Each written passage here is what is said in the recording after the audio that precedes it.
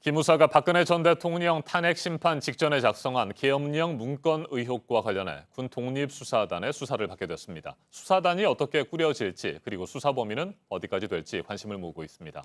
김광삼 변호사와 한 걸음 더 들어가겠습니다. 안녕하십니까? 네, 안녕하세요. 네, 변호사님 앞서 전해드린 대로 국방부 장관의 지휘를 받지 않는 군 독립수사단 창군 이래 처음으로 꾸려지게 되는 건데 문재인 대통령이 이처럼 강력한 카드를 꺼내든 배경 뭐라고 보십니까? 일단 이제 군은 정치적 중리 의무가 있죠. 네. 그런데 이걸 위반했다는 것은 심각한 범죄라고 볼 수 있는 거고요. 그다음에 헌정을 파괴하는 그런 그거에 버금가는 그런 범죄를 보고 있는 것 같아요. 그래서 이건 국기문란 행위라는 시각으로 보고 있는 것 같습니다. 그래서 이제 시간을 더 이상 지체할 수 없고 신속하게 수사를 하라는 건데 또 한 가지는 사실 이제 국방부에서 이미 지난 12월에 작년 12월에 국방부 사이버 댓글 사건 조사 TF에서 대량의 문건을 그때 압수했거든요. 네. 그리고 그 문건 중에는 이제 올 3월에 이 기무사 계엄령과 관련된 문건이 발견이 됐어요. 그런데 군 내부에서 법리 검토를 한 다음에 이것은 별 문제가 없다. 수사를 하지 않았거든요.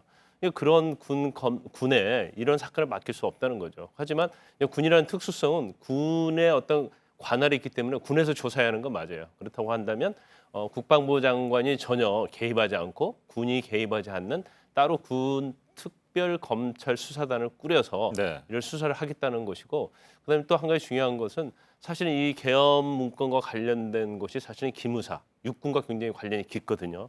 그렇기 때문에 그냥 군에 맡겨둬서는 제대로 수사가 되지 않을 것이라는 아주 심각한 그런 생각에 특별수사단을 꾸리라고 지시를 한 거죠. 네, 군 독립수사단은 말 그대로 독립적으로 활동을 하게 될 텐데 드루킹 특검도 있습니다만 이 같은 특검과 뭐 비슷한 개념이라고 보면 되겠습니까? 그렇죠. 우리가 이제 최순실 특검, 드루킹 특검, 특검에 잘 알고 계시잖아요. 그래서 특검 자체는 사실은 어떤 정치적으로부터 독립을 하고 어떤 지시 그런 걸 받지 않고 누구한테 보고하지 않고 자체적으로 독립적 독자적으로 수사를 하는 게 특검 아니겠습니까? 네. 그래서 문 대통령이 지시한 것은 이제 군 내에서 이제 특별검사로 이렇게 보면 될 것 같습니다. 그리고 일단 뭐 일종의 뭐 군 내부 특별검사인데 이제 수사단에 육군이 들어가서는 안 되고 또 네. 기무사 출신이 들어가면 안 된다는 것을 모습을 봤기 때문에 결국 비육군, 비기무사 그리고 장관한테도 보고하지 않도록 돼 있어요. 그래서 일단 꾸려지면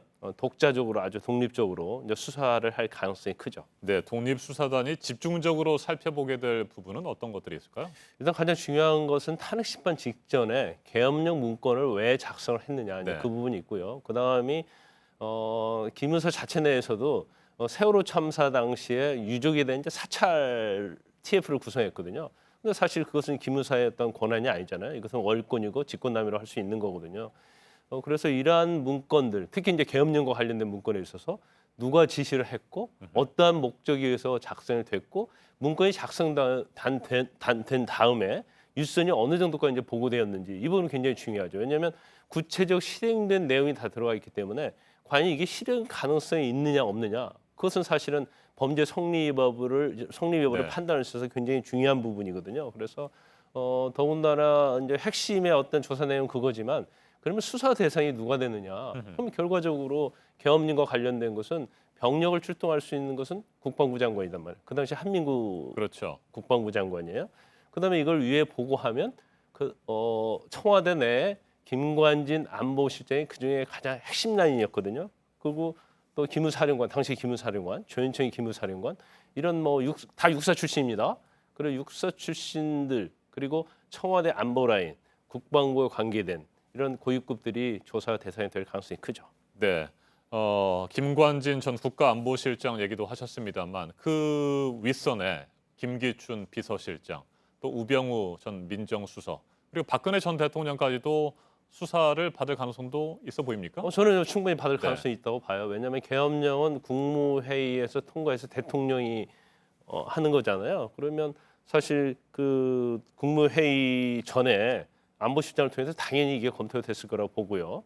그다음에 당시 이제 실세들이 있지 않습니까? 그리고 우병우 전 수석도 또 법률가로서 여기에 이제 관여의 가능성도 배제할 수 없고 가장 중요한 부분은 뭐 제가 볼 때는 가장 윗선에서는 이제 박근혜 전 대통령을 제외한다고 한다면 네. 김관진 안보실장, 한민구 전 국방장관이 가장 조사 대상이고 핵심의 키를 쥐고 있을 수 있는 그러한 사람이라고 할 수 있죠. 네, 그런데 한민구 전 국방부 장관이나 김관진 전 실장 같은 경우에 지금 민간인 신분 아니겠습니까? 재판을 받고 있는데 이 군 특별수사단, 군 독립수사단이 민간인까지도 수사를 할 수 있는 겁니다. 민간인 수사할 수 없죠. 네. 그러니까 군 검찰은 민간에 대한 수사 권한이 없어요. 그러면 결과적으로 검찰에서 수사를 할 수밖에 없거든요. 그러면 현재 어떤 문건 자체 그리고 여러 가지 이제 그 관련된 증거들이 있어요. 그러면 이걸 민간인 수사는 검찰하고 그다음에 군에서 수사는 검찰이 이걸 공유할 수밖에 없다고 네. 봅니다. 그렇지만 이 자체 문건 자체가 기무사에서 만든 거기 때문에 일단 군 검찰에서 사실을 파악하는데 핵심 파악을 하는데 가장 우선적으로 돼야 할 것 같아요. 그래서 그런 문건들이 어느 정도 조사된 다음에 외부에 있는 검찰과 공조를 해서 현재 뭐 기무사나 육군에 있다가 전역한 그러한 민간인 신분에 있는 사람들 그리고 현재 군에 남아 있는 사람들 같이 공조하는 그런 방법으로 수사가 진행될 가능성이 크다 이렇게 봅니다. 네, 군 인권센터가 서울중앙지검에 이 기무사 문건 관련 책임자들을 고발을 이미 한 상태이기 때문에 네. 검찰에서도 뭐 민간인들 대상으로 조사도 진행을 할 수 있을 것 같습니다. 자, 그런데 군 인권센터가 내란 예비 음모 그리고 군 형법의 반란 예비 음모 혐의 등에 대해서 지적을 했어요. 이 부분은 어떻게 보십니까? 이게 제가 볼 때는 가능성도 상당히 있다고 네. 봐요. 왜냐하면 계엄령이라는 것은 전시 사변 또는 이에 준하는 국가 비상사태 할 수 있는 거거든요. 근데 그 당시 이제 그런 상태는 아니었단 말이에요. 그럼에도 불구하고 이런 문건을 작성하고 구체적으로 뭐 장갑차랄지 뭐 여단 특수부대를 뭐 투입하고 그런 문건들이 실행이 될 것처럼 돼 있잖아요. 네.